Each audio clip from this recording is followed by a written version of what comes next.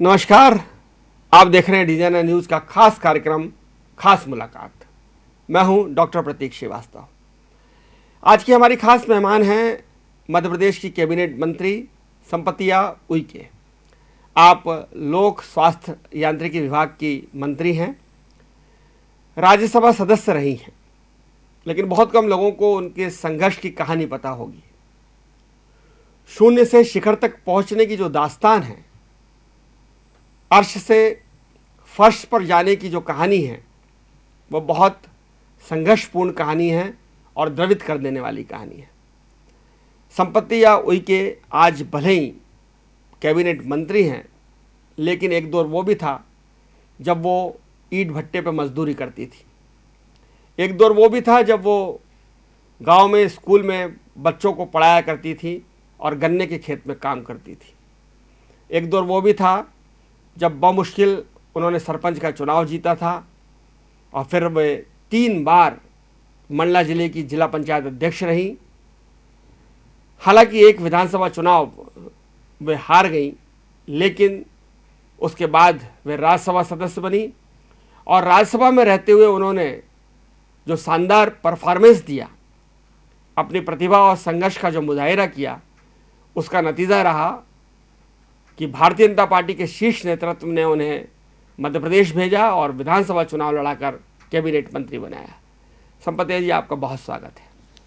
धन्यवाद।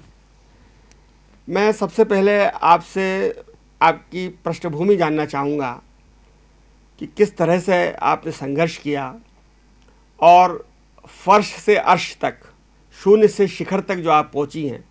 आपने बाकायदा मजदूरी की है और गन्ने के खेतों में काम किया है, ईंट भट्टे पे काम किया है।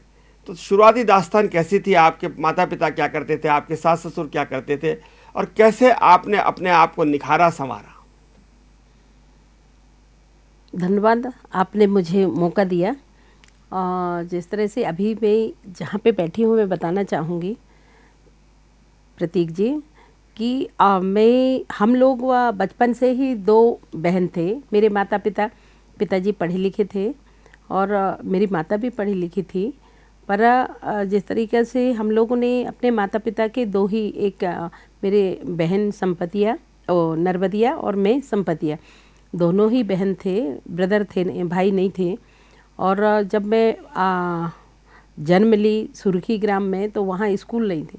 तो हम लोगों ने, मेरे जो रिश्ते के नाना जी थे वो टीचर थे, तो वो जाते थे पढ़ाने धुतका। तो उनके साथ हम लोग 8 किलोमीटर जंगल जाते थे धुतका पढ़ने पैदल, और पढ़ के वापस आते थे। दोनों बहनें और गांव से भी कुछ बहनें थी और भाई लोग भी थे। तो मैं 8वीं तक तो धुतका में पढ़ी। फिर वहाँ से फिर धुतका में फिर मैं 8वीं पास करके, और मात्र 8वीं तक ही वो स्कूल थी धुतका में। फिर इसके बाद फिर बम्हनी बंजर चूँकि तहसील मुख्यालय है और हवेली बेल्ट का एक अच्छा हाट बाज़ार लगती है वहाँ पे, तो वहाँ पे हाई स्कूल तक के स्कूल थे। तो हम लोग सुर्खी से, वहाँ से हम लोगों ने 13-14 किलोमीटर पैदल आते थे पढ़ने यहाँ पे बम्हनी बंजर में। फिर एक साइकिल लिए, तो 2 बहनों के बीच में एक साइकिल थी, तो उस पर हम लोगों ने साइकिल चलाते हुए बम्हनी बंजर आते थे। बीच में बंजर नदी थी और बंजर नदी में पुल नहीं हुआ करते थे। तो उस समय में ना हमारे गांव में स्कूल नहीं हुआ करते थे, ना बंजरों में पुल नहीं हुआ करते थे। तो वो एक दिन बारिश का समय है, आज भी मुझे वो दिन याद आती है कि बारिश के समय में वो बंजर नदी में हम लोग बह गए। आप और आपकी बहन? हाँ, और 2 बहन और 2 और सहेलियाँ थी, गाँव की ज्ञानवती और नैनवती। वाह, और अभी तक नाम याद है उनके। तो हाँ, तो हम लोग वहाँ पे, वो डोंगी थी छोटी, उसमें हम लोग बह गए। फिर बहुत नीचे जाकर के और हम लोग पार लगे और घर पे लेट पहुँचे। तो जब देर से हम लोग घर पे 7 साढ़े 7 बजे करीब पहुँचे, तो घर पे अलग डांट पिटे, क्योंकि मेरे माता पिता थे नहीं, मेरे जीजा जी थे और मेरी माँ थी उस समय में। तो उन्होंने कहा कि भाई आप इतने देर से आ रहे हैं और सब गीले होके आ रहे हैं, तो आप लोगों को छाता रख के जाना चाहिए। तो हमने कहा कि नहीं, हम लोग बह गए थे। तो उन लोग भी बड़ा, उनको भी लगा कि भगवान ने, धन्यवाद भगवान को कि उन्होंने बचा दिया। फिर हम लोग गए तो उसी समय में मैंने संकल्प ली थी कि जिस नदी में हम आज बह गए और घर पे जा कर के डांट खाए, मार खाए, पर ईश्वर से मैंने प्रार्थना की थी और उसी समय में मैं दृढ़ संकल्प थी कि या तो मैं कोई IAS अफसर बनूंगी, बड़े अधिकारी, या तो फिर मैं राजनेता बनूंगी। उस समय में ताकि मैं इस नदी पर पुल बना सकूं। और आप मतलब सुन के आश्चर्य लगेगा कि जैसे ही मैं 2003-4 में जब मैं पढ़ते पढ़ते जब मेरे 90 में शादी हुई, और जैसे ही शादी हुई तो मैं राष्ट्र सेविका समिति में पहले से ही जुड़ी थी और काम कर रही थी। तो राष्ट्र सेविका में काम करते करते फिर मैं जब पढ़ी लिखी थी तो फिर मुझे ऐसा लगा कि मुझे इस गांव के लिए कुछ करना चाहिए, बच्चों के लिए कुछ करना चाहिए। तो जो गरीब बच्चे थे उनको मैं आम के पेड़ के नीचे दिन में मजदूरी करती और आम के पेड़ के नीचे घर आप के कहाँ सामने मजदूरी पढ़ाती करती थी। थी? टिकरवाड़ा में। किस जगह, मतलब ईंट के भट्टे में? ईंट के भट्टे में।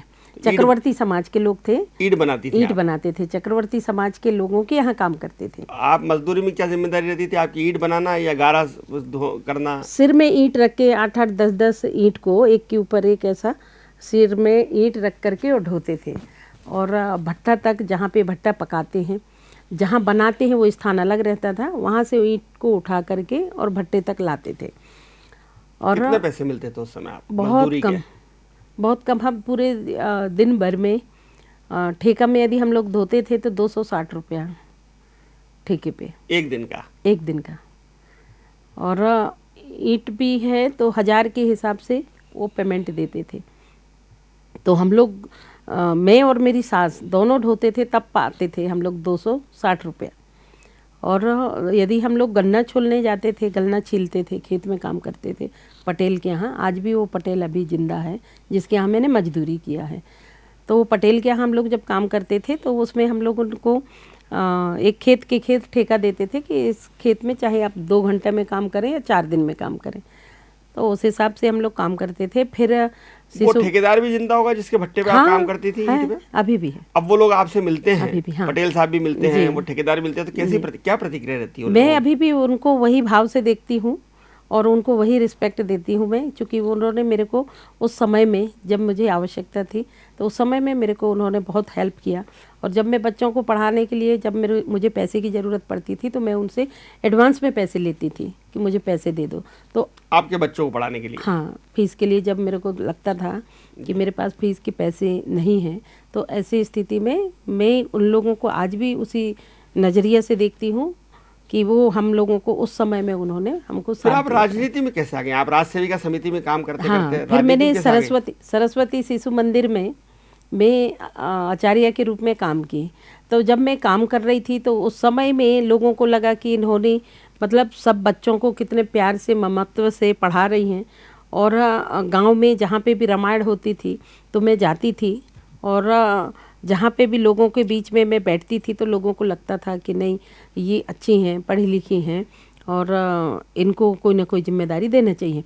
तो हमारे यहाँ पे गांव में मालगुजारी चलती है।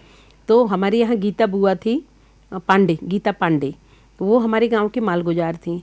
उन्होंने एक दिन मुझे बुलाई और बुलाने के बाद मेरे को और मेरे पति देव को और मेरे ससुर साहब को बुलाई, और बुलाने के बाद बोलें कि बहू रानी आपको सरपंच के चुनाव लड़नी है। 98-99 की बात बता रही हूँ। तो मैंने कहा कि नहीं, मैं राजनीति में नहीं आऊँगी, मैं अच्छा बच्चों की नींव मजबूत कर रही हूँ और मैं बच्चों को पढ़ाने का काम कर रही हूँ और मेरा अच्छा इंटरेस्ट है, मैं नहीं आ पाऊँगी राजनीति में। तो फिर उन्होंने कहा कि नहीं बेटी, आपको लड़ना है, हम सब लोगों ने तय किया है, यहाँ रोड भी नहीं है, बिजली नहीं है, यहाँ पुल नहीं है। तो बोले हम सब लोग गाँव वाले आपके साथ हैं। तो उस समय में फिर हम सब लोग मिल कर के तय किया घर पे। हम मेरे यहाँ पतिदेव फिर पटवारी की ट्रेनिंग में आए। फिर वो पतिदेव जिस सन में मैं सरपंच बनी उसी सन पे पतिदेव को भी नौकरी लगी, पटवारी बन गए। वो डिंडौरी और मंडला एक ही जिला थे। तो पतिदेव पटवारी बन गए और मैं सरपंच बन गई। और फिर जब सरपंच बना रहे थे तो उस समय में मैं गांव वालों से सबसे निवेदन की कि आप सब लोग मिलकर के यदि मेरे को चुनाव लड़ाएंगे तो फिर मैं आप लोगों के साथ हूँ और नहीं तो मैं जहाँ हूँ वहाँ ठीक हूँ। फिर सब लोगों ने तय किया, मुझे सरपंच बनाया गया। जब मैं सरपंच निर्विरोध बनी आप? हाँ, जब मैं सरपंच बनी तो सरपंच बनने के बाद फिर मेरे मन में आया कि मेरे को कहाँ से स्टार्ट करना चाहिए काम।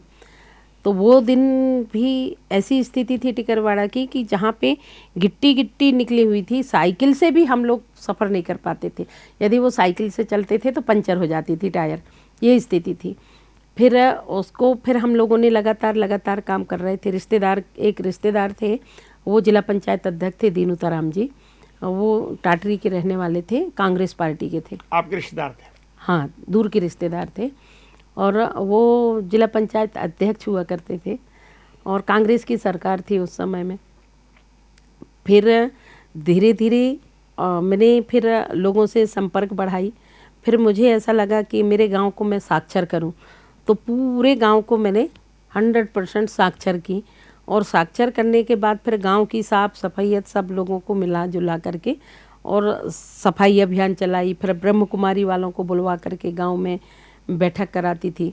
तो ऐसे धीरे धीरे लोगों ने देखा कि इनका काम अच्छा है। फिर मुझे साक्षरता का एक सर्वे हुआ जिसमें 100% साक्षरता होने का प्रमाण पत्र सरपंच के नाते मुझे मिला। और इसके बाद फिर जब जिला पंचायत की जब चुनाव होने लगे तो फिर गांव वालों ने कहा, हमेशा मुझे गांव वालों ने बहुत सहयोग किया जब, और मेरे पतिदेव का पूरा सहयोग रहता था। फिर 3-4 में जब पंचायतों के चुनाव होने लगे तो फिर मुझे कहा गया कि आप जिला पंचायत के चुनाव लड़ो, जबकि मेरी स्थिति थी कि मैं जनपद के चुनाव लड़ूं। पर सब लोगों ने कहा, फिर मैं भाजपा में आई, पार्टी ने कहा कि नहीं आपको जिला पंचायत के चुनाव लड़ना चाहिए, महिला सीट है। तो फिर मैं जिला पंचायत के चुनाव लड़ी। पार्टी ने मुझे जिला पंचायत अध्यक्ष 3-4 में बनाया और इसके बाद फिर 3-4 बनाने के बाद 2003-4 से लगातार मैं 2017 तक जिला पंचायत अध्यक्ष रही। 3 बार जी, रेगुलर 3 बार रही जिला पंचायत अध्यक्ष। और उसी समय में मेरे मन में ये था कि मैं देखती थी, क्योंकि मैं गांव में रहने वाली, जन्म भी गांव में हुई, ससुराल भी गांव में रही और एक गरीब नीचे स्तर से मैं जब उठी तो मुझे एहसास था कि गरीबी क्या होती है। तो मैं जब देखती थी बहनों को कि पैर में चप्पल नहीं, सिर में तपतपाती धूप में भी वो जंगल जाती थी, लकड़ी लेके आती थी, तो मेरे मन में आया कि मैं यदि आज हूँ तो इन लोगों के लिए मैं क्या करूँ। तो ऐसी स्थिति में फिर मैं पूरे गांव बहनों की बैठक लेना शुरू की और सब स्व सहायता समूह बनाने का काम की। और स्व सहायता समूह पहले तो मैं अपने गांव से ही स्टार्ट की, जिसमें आदर्श स्व सहायता समूह में आज भी हूँ मैं। और समूह बनाना शुरू की और समूह बनाते बनाते फिर धीरे धीरे मुझे जनपद स्तर पे बोले कि आपने समूह बना रहे हैं। मैंने कहा जी। तो उस समय में ऐसी योजना थी कि जो लोग यदि एक गांव से दूसरे गांव तीसरे गांव में बनाते हैं तो उसको समन्वयक नाम दिए। तो हम डेली जाते थे और समूह गांव में बना करके और समूह बनाते थे और वो समूह सक्सेस भी हुई। बाद में फिर ये हुआ कि पूरे देश दुनिया में आज स्व सहायता समूह का एक अच्छा क्रेज हुआ। फिर आप एक विधानसभा चुनाव आपको टिकट मिला। हाँ, 2013 में जब विधानसभा की टिकट मुझे मिली तो विधानसभा टिकट में मैं बहुत कम 1700 वोटों से हारी। वो रीज़न था कि मेरे पतिदेव शांत हुए। रक्षाबंधन के दिन ही जब हम लोग पूजा कर रहे थे तो पूजा करते करते अगरबत्ती लगा रहे थे और जैसे ही माथा टेके नीचे प्रणाम करने के लिए भगवान के सामने, तो वहीं के वहीं पति शांत हो गए, हार्ट अटैक आ गया। तो अगस्त में पतिदेव शांत हुए, 21 अगस्त को, और 21 अगस्त को शांत हुए और हमारे इलेक्शन थे अक्टूबर फर्स्ट वीक में। तो इसकी वजह से भी मैं इतना प्रिपेयर नहीं थी कि मैं चुनाव लड़ूं। मानसिकता नहीं बन पाई थी, पर फिर भी पार्टी ने मेरा सम्मान किया और पार्टी ने मुझे टिकट दिया। पर 89,000 वोट मिले मेरे को, जनता ने दी। पर मैं क्षेत्र में एक भी दिन नहीं निकल पाई, एक भी जगह नहीं जा पाई थी कि मुझे वोट दो, या मैं ऐसा प्रिपेयर भी नहीं थी। फिर राज्यसभा जाने का रास्ता कैसे खुला? फिर जब मैं 2013 में चुनाव हारने के बाद यथावत जिला पंचायत अध्यक्ष में फिर से मैं रही और जिला पंचायत अध्यक्ष में रहते हुए फिर भारतीय जनता पार्टी एक ऐसी पार्टी है कि अंतिम छोर के व्यक्ति की चिंता करते हैं। और चूंकि मैं छोटे छोटे कार्यकर्ता पर ध्यान रखती है। बिल्कुल बिल्कुल। तो मुझे नहीं पता कि मेरे तरफ भी पार्टी ने ऐसी नज़र रखी। तो मैं तो ये मानती हूँ कि भाजपा ही एक ऐसी पार्टी है कि जो चीज़ नहीं सोचो वो चीज़ पार्टी देती है। आप बिलीव नहीं करेंगे, मैं जब वो राज्यसभा के सदस्य बनी थी तो बारिश की अगस्त का महीना ही था और बारिश का समय, और उस समय में नगर पालिकाओं के चुनाव हो रहे थे। मैं नैनपुर नगर पालिका के चुनाव में, हमारे वरिष्ठ नेता थे TS मिश्रा जी, उनके साथ चूँकि लोगों ने नगर पालिका अध्यक्ष के फार्म के लिए ढेर सारे लोगों ने फार्म डाला था। तो आदरणीय TS मिश्रा जी ने कहा कि कल लास्ट डेट है, आप चलो नैनपुर, और नैनपुर में जो लोग एक्स्ट्रा जो पार्टी के अगेंस्ट में उनको बैठालना है। तो हम लोग वहाँ गए थे और इतनी झमाझम बारिश हो रही थी, और बारिश के चलते ही आदरणीय मुख्यमंत्री जी शिवराज सिंह चौहान जी थे, उन्होंने फ़ोन लगाया और फ़ोन लगा करके उन्होंने कहा कि संपत्ति आपको कल आना है। मैंने कहा भाई साहब मैं नहीं आ पाऊँगी, क्योंकि कल मेरी यहाँ पे नामांकन का लास्ट डेट है, फार्म उठवाना है मेरे को, और यहाँ पे 7 लोगों ने फार्म डाला है भाजपा के, और मैं यहाँ की प्रभारी हूँ नगर पालिका की, तो मुझे यहाँ पे कल बहुत ज़रूरी रहेगा मेरे को यहाँ रहना। तो उन्होंने कहा कि नहीं आपको आना ही पड़ेगा, कौन है साथ में। मैंने बताई कि आदरणीय TS मिश्रा जी हैं। तो बोले कि नहीं आपको आना ही पड़ेगा भोपाल। तो फिर मैंने कहा कि बहुत ज़रूरी है। तो बोले हाँ आपको राज्यसभा में भेज रहे हैं। तो मैं एकदम घबरा गई और मैं रो पड़ी। मैंने कहा मैंने कभी सपना में भी नहीं सोचा था कि पार्टी ने मुझे राज्यसभा में भेजेंगे, और मैंने मांगा भी नहीं। बाकी लोग तो कितने लाइन लगा करके खड़ी रहते हैं। किसने आपका नाम प्रस्तावित किया था? कैसे आपका राज्यसभा का कौन लोग थे जिन्होंने आपको?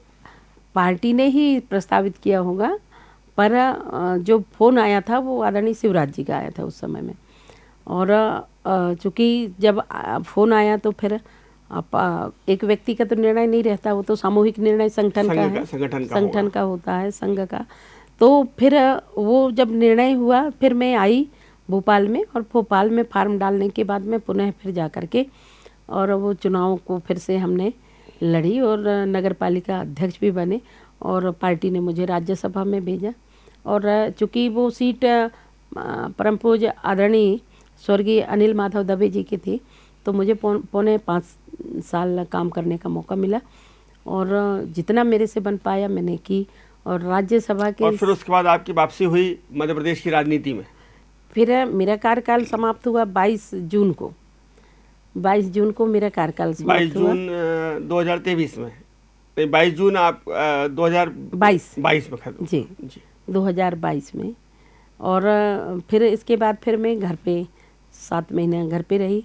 घर पे कैसा कि पार्टी का काम करती थी, और फिर पार्टी के काम करते करते फिर मुझे विधानसभा की टिकट दिया गया, और विधानसभा में फिर मैंने जीती, और 16,000 वोट से आप जीती। जी 16,532। तो अब आपको जब ये जिम्मेदारी दी गई है, और इस समय भारतीय जनता पार्टी के सामने ये बहुत बड़ी चुनौती है कि वो आदिवासी वोटों को संभाल के रखे और आदिवासी सीटों को जीते। यहाँ मध्य प्रदेश में जो हमारा बेल्ट है, जिसको हम मालवा निमाड़ का बेल्ट कहते हैं, जिसमें बहुत बड़ी संख्या आदिवासी सीटों की है, वहाँ कांग्रेस का बड़ा वर्चस्व है। तो किस तरह की रणनीति पार्टी आपको किस तरह का इस्तेमाल कर रही है कि आदिवासी वोटों को आप पार्टी की तरफ कैसे मोड़ सकती हैं? किस तरह से आपकी योजना रणनीति है? नहीं, पार्टी मेरी इस्तेमाल नहीं कर रही है, क्योंकि जिम्मेदारी जो पार्टी ने दी है मुझे, मैं उनकी ऋणी हूँ, और पार्टी को मैं और क्या दे सकती हूँ, बेस्ट और क्या कर सकती हूँ पार्टी के हित के लिए, वो मैं करूँगी। जिस तरीके से अभी यशस्वी मुख्यमंत्री जी ने अभी मुझे सिंगरौली और अलीराजपुर में जो मुझे प्रभारी बनाया गया है, तो हम लोगों की घोषणा 13 तारीख को हुई, और 14 तारीख को सभी माननीय मंत्रीगण अपने अपने प्रभार के क्षेत्र में गए ध्वजारोहण करने हेतु श्रीवास्तव जी। तो मैं भी 14 तारीख को सिंगरौली गई, और 15 तारीख को मैंने ध्वजारोहण सिंगरौली में। आपने अमरवाड़ा में बड़ी मेहनत की। छिंदवाड़ा के बाद जो लोकसभा का चुनाव था, छिंदवाड़ा के बाद मंडला बहुत प्रभावित था। फग्गन सिंह कुलस्ते चुनाव लड़ रहे थे, बड़े नेता हैं, लेकिन वो विधानसभा के चुनाव हार गए थे। जो चुनाव आपने 16,000 जीता, उसी जिले में वो फग्गन सिंह जी हार हमने गए। अपने विधानसभा में 32,500 की वोट तो ली फिर थी। आपने वो मंडला वाला जो चुनाव था, जो फग्गन सिंह जी के लिए प्रतिष्ठा का प्रश्न था और भारतीय जनता पार्टी के लिए भी प्रतिष्ठा का प्रश्न था कि फग्गन सिंह जी जो सीएम कैंडिडेट भी रहे एक समय और प्रदेश अध्यक्ष के भी दावेदार रहे, वो चुनाव आपने कैसे मैनेज किया? लोकसभा की जी, लोकसभा, मंडला लोकसभा। मंडला लोकसभा में चूंकि मैं जहाँ पे 16,500 से मैं जीती विधानसभा, जब मेरे वरिष्ठ जन पूछते थे मेरे को कि आप अपने विधानसभा में कितने की लीड देंगे, तो मैं पूरे कॉन्फिडेंस से कहती थी कि मैं जब 16,500 से जीती हूँ तो मैं डबल आदरणीय कुलस्ते जी को दिलाऊंगी, और मैंने दिलाई। और अब मैं जनता को धन्यवाद देती हूँ, मेरे पार्टी के सभी आपकी जो कार्यकर्ताओं को धन्यवाद देती हूँ। विधानसभा की लीड थी, वो जीत का बड़ा कारण बनी उस पूरे चुनाव में?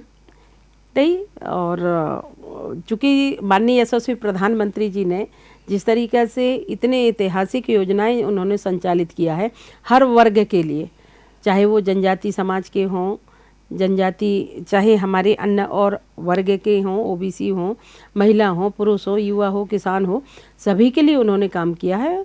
तो निश्चित ही माननीय यशस्वी प्रधानमंत्री के नाम से भी वोट मिले हैं। और चूंकि मैंने कमिटमेंट किया था कि मैं जितने में जीती हूँ उससे डबल वोट दिलवाऊंगी, और मैंने दिलवाई। और चूंकि मेरी जो नींव है, वो मेरी ताकत है, वो मेरी महिलाएं हैं, जो मैंने 16,000 सेल्फ हेल्प ग्रुप बनाई हूँ। जब 2003 के चुनाव में मैं जब हारी थी तो उस समय में मुझे बड़ी कष्ट हुई। तो मैं तो खैर हार गई, पर पार्टी का बड़ा नुकसान हुआ। तो उसको लेकर के मैंने माँ नर्मदा से प्रार्थना करती थी कि माँ मुझे इतनी शक्ति देना कि मैं बहनों की टीम बना करके और बहनों को काम दिला पाऊँ। और माननीय यशस्वी प्रधानमंत्री और माननीय मुख्यमंत्री जी ने पोषण आहार के माध्यम से मेरे यहाँ पे 12.5 करोड़ के पैसे दिए और 12.5 करोड़ के पोषण आहार केंद्र खोले, जिसमें हमारी स्व सहायता समूह की बहनें आज लगभग नहीं तो 500 घर में चूल्हा जल रहे हैं वहाँ से, और बहुत अच्छे से हमारी बहनें काम कर रही हैं। और जो माननीय मुख्यमंत्री जी थे भारतीय जनता पार्टी के, तो उस समय में मैंने निवेदन की थी कि हम 8.5 करोड़ के ड्रेस हमारे जो प्राथमिक शाला स्कूल पे हमारे सरकारी स्कूलों में बच्चे पढ़ रहे हैं उन बच्चों को देते हैं, तो वो ड्रेस रेडीमेड ना खरीद करके वो हमारी स्व सहायता समूह की बहनें उनको बनाएं, और हमारी बहनें वो आर्थिक स्थिति से मजबूत हों। तो हमारे यहाँ पे सब स्व सहायता समूह की बहनें ड्रेस सिलती हैं। फिर अमरवाड़ा चुनाव जब आया, उपचुनाव, छिंदवाड़ा में कमलनाथ जी के लिए बड़ा प्रतिष्ठित चुनाव था, नकुलनाथ जी के लिए बड़ा प्रतिष्ठित चुनाव था। वे हार गए थे छिंदवाड़ा का चुनाव। तो घायल शेर की तरह वो ये कमलेश शाह को हराना चाहते थे, क्योंकि कमलेश शाह ने जो एन वक्त पे दल बदल किया था उससे बड़ा डैमेज हुआ था वहाँ छिंदवाड़ा में।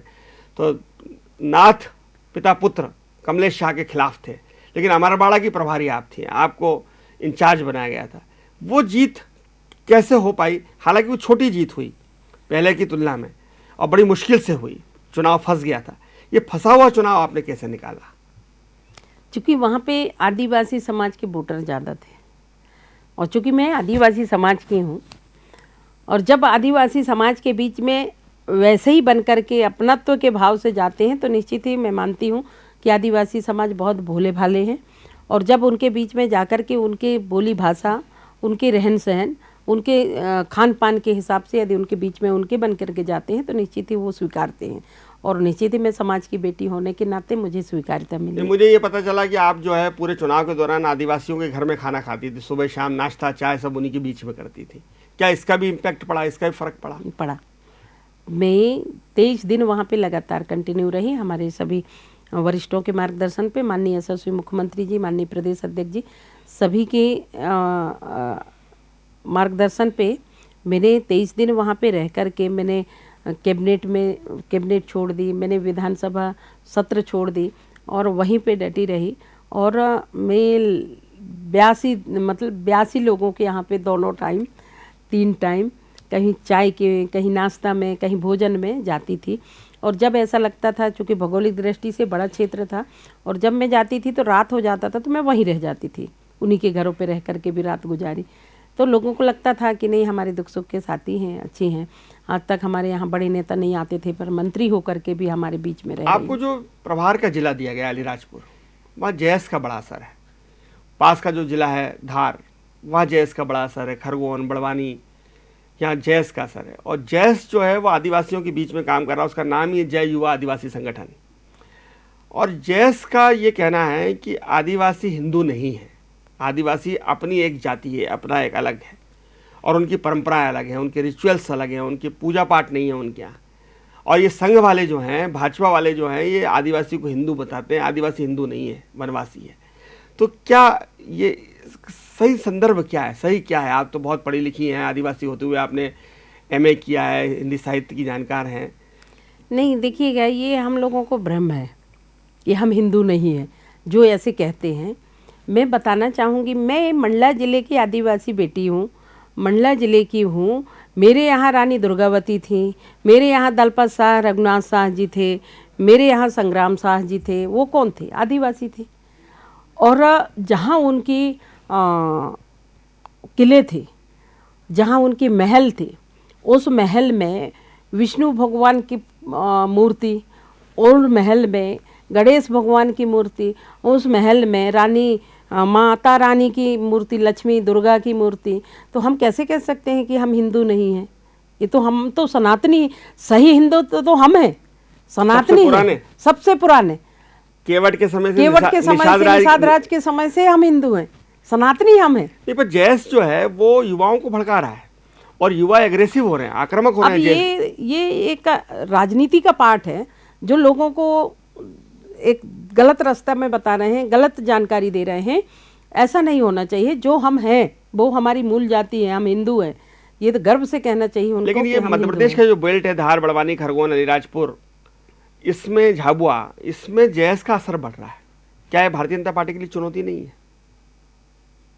है? देखिए, वो अपने हिसाब से काम कर रहे हैं, पर मैं उन भाई बहनों को भी समझाने की कोशिश करूंगी, क्योंकि मैं भी उसी समाज से हूँ, आदिवासी समाज से हूँ। उनको जितना दिशा निर्देश देना होगा, जितना गाइड करने की होगी, तो उनको मैं बिल्कुल बताऊंगी। क्योंकि मैंने पुनः फिर से कही कि मैं जिस तरीके से आदिवासी समाज बहुत भोले भाले और बहुत साफ सुथरे, स्वच्छ, जिसको भी जो बोलना है तो मुंह पे बोल देते हैं, ऐसे लोग हैं। हो सकता है कोई बाहर के आकर के उनको भड़का रहे होंगे, एक पैसा एक की बात होती है, एक अनुसूची लागू करने की बात होती है, को सम्मान दे रही है, सिर्फ कह बस नहीं रही है। आज मैं एक गरीब परिवार की बेटी, आदिवासी समाज की बेटी, आज मुझे यहाँ बैठा ली तो पार्टी ने बैठा ली, सरकार ने बैठा ली। इसके साथ साथ आज देश के अंदर प्रथम कुर्सी, प्रथम नागरिक यदि कोई है तो वो आदिवासी समाज की बहन है, राष्ट्रपति द्रौपदी मुर्मू जी, महामहिम द्रौपदी मुर्मू जी। आज अनसुईया उइके जी की बात करें तो अनसुईया जी, वो भी आदिवासी बेटी रही, और उनको छत्तीसगढ़ के राज्यपाल बनाया गया, उनको मणिपुर के राज्यपाल बनाया गया। आज मंगू भाई जी हैं, महामहिम मंगू भाई राज्यपाल हैं, आज राज्यपाल मध्य प्रदेश के प्रथम नागरिक हैं। तो कहने का आशा ये है कि हमारे पूर्व के इतिहास को देखें तो कितने लोगों को ये स्थान मिला। पर भारतीय जनता पार्टी की सरकार एक ऐसी सरकार है कि महिलाओं को, युवाओं को, गरीबों को, किसानों के लिए, सबके लिए चिंता करते हैं। मैं तो सभी से निवेदन करती हूँ। क्या जैस के ऊपर नक्सलवाद का असर है? क्या वो समाज को तोड़ने, विघटन की राजनीति करना चाहते हैं? क्या वो वैसे ही कुछ माहौल बनाना चाहते हैं जैसे छत्तीसगढ़ में नक्सलवाद ने बनाया कि हमारा विकास नहीं हो रहा है, शोषण हो रहा है और दमन हो रहा है? नहीं, ऐसा नहीं है। विकास बहुत हुआ है और विकास हो रहा है। देश के यशस्वी प्रधानमंत्री, जैस का ऐसा कहना है आदिवासियों के बीच में कि मैं उसी बात को लेकर के कहना चाहूँगी कि देश में पहली बार ऐसे सशक्त नेता हम लोगों के बीच में हैं, यशस्वी प्रधानमंत्री जी ने, जिन्होंने सबका साथ, सबका विकास, सबका प्रयास और सबका विश्वास को लेकर के काम कर रहे हैं। तो मैं मानती हूँ कि किसी भी प्रकार के कोई भी वर्ग को नहीं छोड़ रहे हैं। यहाँ तक कि जो नीचे स्तर पे, अंतिम छोर पे कोई व्यक्ति या कोई युवा या कोई महिला यदि हैं तो उनको भी वो मुख्य धारा से जोड़ने का काम कर रहे हैं। हम आदिवासी समाज के भाई बहनें जंगल पहाड़ में रहते थे, मुख्य धारा से हमेशा कटे रहते थे, जहाँ पे ना बिजली हुआ करती थी, जहाँ रोड नहीं हुआ करती थी, जहाँ शिक्षा की कोई व्यवस्था नहीं हुआ करती थी। तो आज ये स्थिति है कि आज हम लोग मुख्य धारा में आकर के हमारे बाल गोपाल, हमारे बच्चे पढ़ लिख रहे हैं, आदिवासी समाज के भैया बहनें आज अच्छे अच्छे पोस्ट में जा रहे हैं। और उसका कारण है कि सरकार अच्छी फैसिलिटी दे रही है। गांव-गांव में आंगनवाड़ी स्कूल है, गांव-गांव में हाई स्कूल हैं, मिडिल स्कूल हैं, कॉलेज हैं और अच्छी व्यवस्था है, अच्छी सड़कें हैं, अच्छी पुलिया है। मेरा आखिरी सवाल आपसे ये रहेगा, पूछना चाहता हूँ मैं, वो पुल बन गया जिसमें आप बह गई थी क्या? बिल्कुल बिल्कुल। जब मैं जिला पंचायत अध्यक्ष बनी 2004 में, तो उसी समय में मैं जब शपथ ली, तो हमारे यहाँ कलेक्टर पारासर जी थे, प्रभात पारासर जी, इंदौर तो के ही हैं वो। सबसे अच्छा इंदौर के सबसे पहले उनसे मैंने कहा कि मैं आज शपथ ली हूँ और मैं उस समय में भी मैंने संकल्प ली थी, जब मैं उस नदी में ब्रिज में मैं बह गई थी, तो मैं तो आपसे एक ही निवेदन है, मैं जिला पंचायत अध्यक्ष नहीं, एक सेवक के रूप में मैं आई हूँ। मेरे यहाँ सर सबसे पहले वो ब्रिज को बनवा दीजिएगा, पुल बनवा दीजिएगा, क्योंकि हमारे क्षेत्र के जितने ऐसे जनजाति भाई बहनें वो पुल के कारण नहीं पढ़ पा रहे हैं, तो वो कम से कम पढ़ लिख लेंगे। तो मैं बधाई देती हूँ कि वो हमारा पुल हमारी सरकार ने और उस समय के प्रशासन में बैठे सभी लोगों का सहयोग रहा और वो पुल बन गया, और आज हम लोगों को बमनी बंजार और सुर्खी में आने जाने में कोई दिक्कत नहीं। बहुत धन्यवाद आपका। मैं आपसे पीएचई को लेकर भी बहुत सारी बातें करना चाहता था, लेकिन समय हमको इजाज़त नहीं दे रहा है। मैं अगली बार जब आपसे बात करूंगा तो आपके विभाग के बारे में बात करूंगा, पीएचई के बारे में बात करूंगा, जल नल योजना की बात करूंगा और इंदौर के नर्मदा प्रोजेक्ट, उज्जैन के गंभीर की बात करूंगा, लेकिन समय उसकी इजाज़त नहीं दे रहा। बहुत ही संघर्षपूर्ण कहानी आपने हमारे दर्शकों को सुनाई है।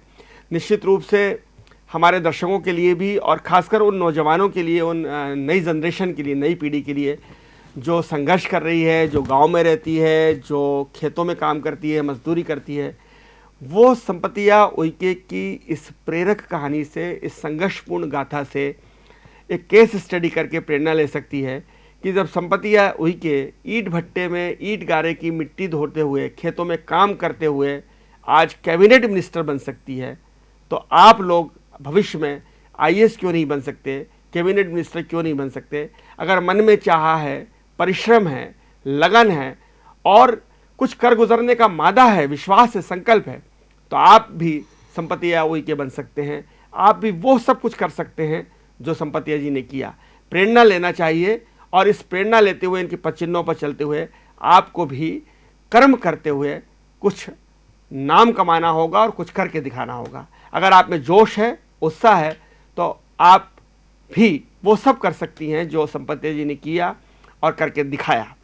ज़रूरत विश्वास की है, और मैं ये उम्मीद करता हूं कि डिजाइनर न्यूज़ के नौजवान दर्शक, खासकर छात्र छात्राएं, ये संघर्षपूर्ण कहानी, ये प्रेरक कहानी, ये मोटिवेशनल स्टोरी सुनकर कुछ कर गुजरने की तमन्ना लेंगे और अपना भविष्य का निर्माण करेंगे। देखते रहिए डिजाइनर न्यूज़।